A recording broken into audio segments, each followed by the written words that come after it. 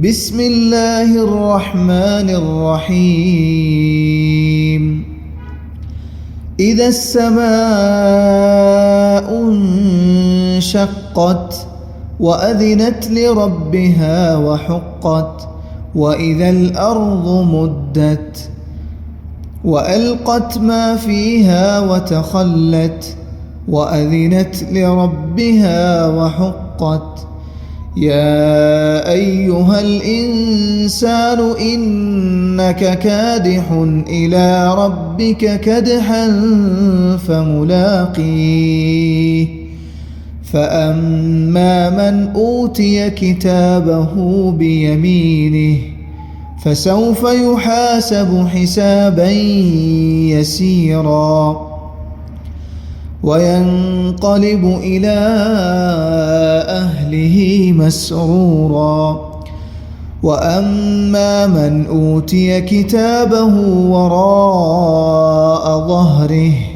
فسوف يدعو ثبورا ويصلى سعيرا إنه كان في أهله مسرورا إنه ظن أن لن يحور بلى إن ربه كان به بصيرا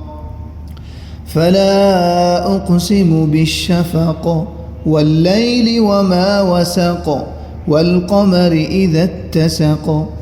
لتركبن طبقا عن طبق فما لهم لا يؤمنون وإذا قرئ عليهم القرآن لا يسجدون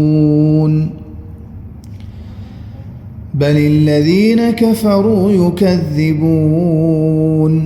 والله أعلم بما يوعون فبشرهم بعذاب أليم إلا الذين آمنوا وعملوا الصالحات لهم أجر غير ممنون.